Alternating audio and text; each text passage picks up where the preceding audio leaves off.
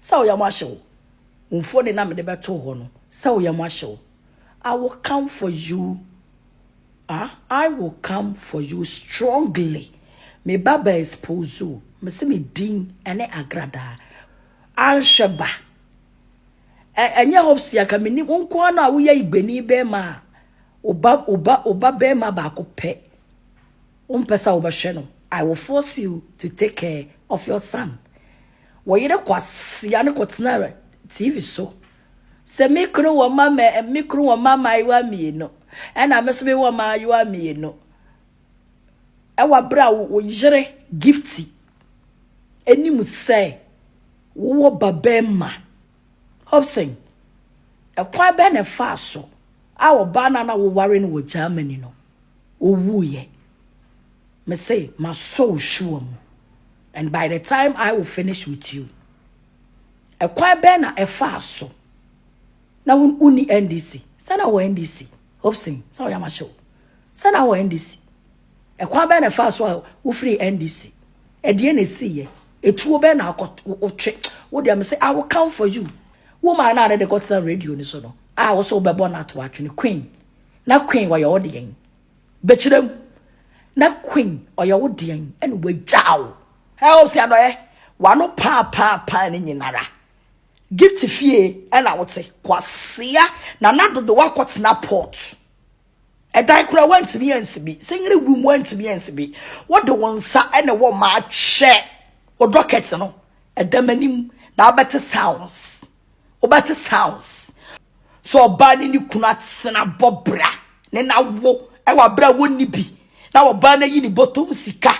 Die buo ni kuna ko Germany. Na bema na ko dru ho. Na odi oba na ja ho. Akonye oba bi awa bo ne bra. Anko okoku oba na fe ne japade. E na oba no so hu se. Hopeson Adorye ye opportunist. Na oba na ye ne will ni nyina. Ti abra oba ni wu ye no. Now Hopeson, you can never get anything. We free Germany a buyer no. I will come and expose you. Wait, a good morning. Oh, Shusha, I know you want to buy your Prophet Dr. Bendigo Invisible Teaching Hospital. For your spiritual healing, please come to Nsawamu Ureku Liberty House, where the hospital is located, or Kingdom of God Ministry International, or Twase. For further information, please contact the following numbers: 020-859-9576. That's our radio local internet so nipa wo trend and opesheshe airs of mama parts. Ubuli din sana so the woman Gaddafi no asoso. Na afi woman power now they camp na baby a ewu e de amaye mami. Yen na yenim se ne wono ene Hopeson Adorye busua na ne beef den na ekoso wo muntem na ka yenim se beef no abawe na anu memene da United Showbiz ekoso wie na mama parts amba abonte kwese da wo kwasore na water say ono no timi no okon no timi no ye beef na wa bo no agi udi na count say kwa enfe no ko fine no ko beautiful no ko mama part water say e sound of kwa ne Hopeson Adorye ene na ewe enya ye ntama Gilty Empress na ase ni so kra echi no we a Sunday blessing. What I say, woman power, where your boo and your duty, no. It's the same monfa, a yet no co fine, no co fine, no co tantalizer. See, me no, Miss Me boo, I'm a wash a pata. Now they are cotton TV so. Me boo no wash a akwe and resistor what are na your pata na ye akwe na your matsai makwe na your countermand to made what I say when it comes to fashion media and the Reverend Dr. Evangelist Patricia Mrs. Siama, how do you check my outfit? So what I say and you must be say and there was a whoop you get slow papa Busia emwech na no aso ho asem no ka say information mama part assign there betum de busia e pantoma e chenkure wo kire Empress Gifty esori wo so ono ne mama ye mienu ni kunu so de ye mienu tie kabo man kwala nan e na wo mienu omo wo mama part e kire Hopeson Adorye omra bontime ni ho ano se ne ba be ma no kwala no wo hefa adenti e na wo nhwe no ka na nim manya meso mpa na so na koma mu no eyesum so wo no akasa etimi awo ne ba wo ja no ba betina ha e ware no mama part say we no e good morning message wo de ma Hopeson Adorye o kono asan ba information akari nyina be bi ofri NDC mu na ye ofri NDC be di MPP ene ne kuri nyina no mama part e kire se wo besan e de aba besum Ghana for say e no so kan fire Hopeson Adorye opportunist man. Opportunist. Mebauso. I'm doing something serious better. What I say, Entina, once a mekano. I'm coming for your expose. It will be ready. Say, Hopeson Adorye, Adeache. Where you good morning. Uchedi emuye. Hopeson, uchedi emuye. So yamasho. Umfone na me de beto ho no. So yamasho. I will come for you. I will come for you strongly.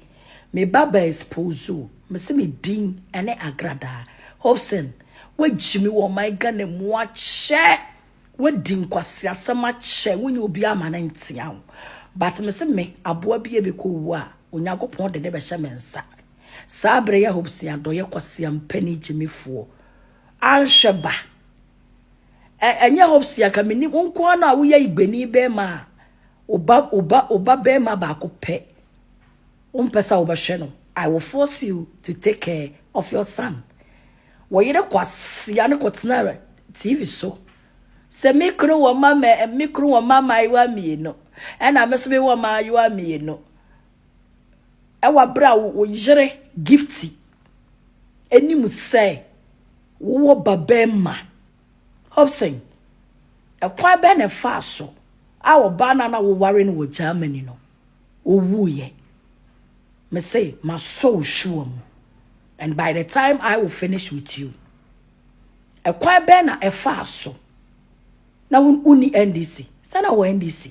Hopeson, so ya masho. Sana wo NDC. Ekwa be na efa so wo free NDC. E de na si ye. Etuo be na akot wo twe. Wo de me say I will come for you. I will come for you. Kwasi ampeni te se wo. A wo ba wuntimi nhwe no aboa. Wo mama mienu. Wo ba be ma ba ko pe. Oba wo ne sha brabo ase. Boa wo. Ma wutimi fu plane krasini. Enye sa ba ne kra ka play kra ka wonfu bi da. Na wo kwasi ampeni a wuntimi nhwe ba 500 Ghana cedis. Ye de wa ko nyina court. Also per MP Eddie Hopeson kwasiato. Also per MP Eddie abua. One single son, you cannot take care of him. You can't afford any amount of money. Now we go Ghana in our family. So we be MP. And I want just when your posts. Urefi won kwasian tro. I will expose you NDC for. And it's the MP before. Hopeson refi.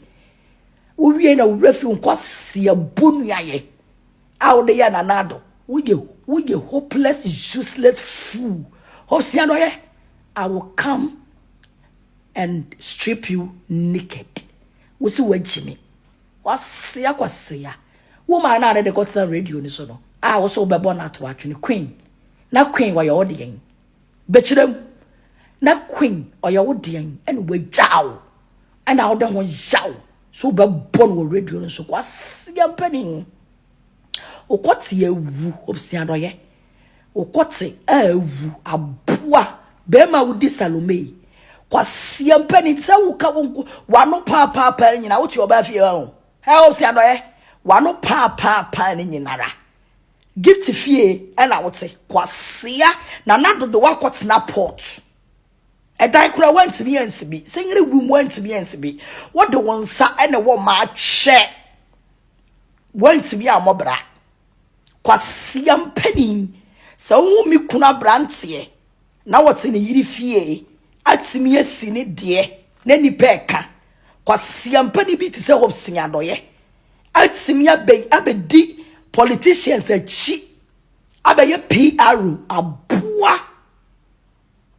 Efie kura wantimi ansibi ena wo yiri fie na wote kwasi ampedi baabi wote fie duri ukusu di Salome ena mrantie wale ba yire ni mu fie not less than 3 months no masi wo mu fie kwasia wa fe ne wan wo kuro mu Hopeson Adorye wey a good morning me Jimmy. I am celebrating giving thanks to God who has touched John Dramani Mahama, our excellency hearts to forgive my one and only Sammy Jimfi. So I am jubilation and enjoying myself. I will come for you strongly and strip you naked. Kwasi ampeni opportunities. Abua ka okope oba wodi ensama obeti wo so no. Ensama obeti wo so no. Kwasi ampeni ya igbeni bema awo poni ba bema. Abua enye Hopeson Adorye aka menim say unkwa na ya igbeni bema awo reject wo ba bema baako pe. Wo mama mienu bema baako wa reject no. Untabia ni manini ya di wako jina court enye wani wu wabetena se say wo yiraje award ehina mu beko jimani the disgrace award of the year eye gifty trihututu twemdewa ba yuwa ba chance ba konko kokokrowa asofo edidim no di jisika enu guase award ena me mama mo akwaje no Samo kwasi ni mguasi award no ene mo akogene so wejimi what's no man ni mo be intimate ya me agrada metsiam and I will be your last stop. And when you hear the name of Agrada, you will never mention that name, or you will never mention Evangelist Patricia Mrs. Siama. Or when you hear any man who is called Prophet Angel Siama, Reverend Mama Pat husband, you will never mention that name. Kwasiam penny jojonchia bua. Satuni we say ya imayen to abamane meye MP. Satuni we say NDC government emane jumanye. Ewa bra wono ne baba mu a kura won to be to aduani manini. Ami edi ni kodina court. I will come and expose you. O docket no edamanim na better sounds. O better sounds. Radio presenters be amo mo kansem asem ne demonim mo mpesa mo beka makatasem enya mo niwu enya mo ferye oba na enya mo mobo so oba ni kunu atsena bobra ne na wo e wa bra woni bi na oba na yi ni bottom sika de buo ni kunu ko Germany na bema na kodru ho na odi oba na gya ho akonya oba bi awabo ne bra anka okoku oba na fe na japade and oba no so hu say Hopeson Adorye ye opportunists no oba no ye ne will ni nyina ti abra oba ni wu ye no na Hopeson you can never get anything we free Germany e ba ye no e na obetna ye I will come and expose you we singing room na obetna mo no I will come and expose you abra okohia wo yere kwase ahwani ba tutu ni na ne toya te se ayi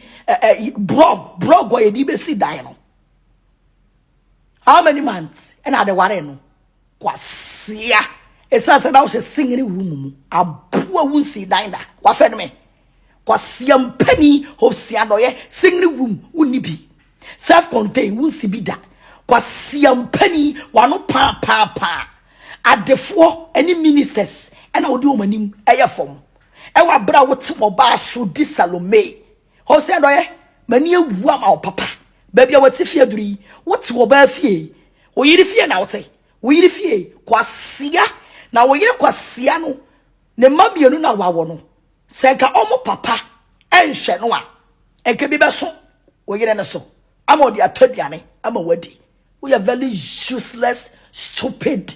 We are very fool, papa. I'm mobra satuni. Kwasia we ya ne se ase pecheye ni nanu kan kan ni nani mu fi ni ni uchimie kwatena radio so nya to me. Kwatena radio so enya to me. Aboa wodi twa wontwia. Kwasia wodi twa opportunities. Hopeson Adorye waka na obeje. Aboa meeting ene agrada. I am still celebrating the forgiveness that John Dramani Mahama has forgive Sammy Jimfi. I will come for you in appropriate time. Catch me this evening or tomorrow.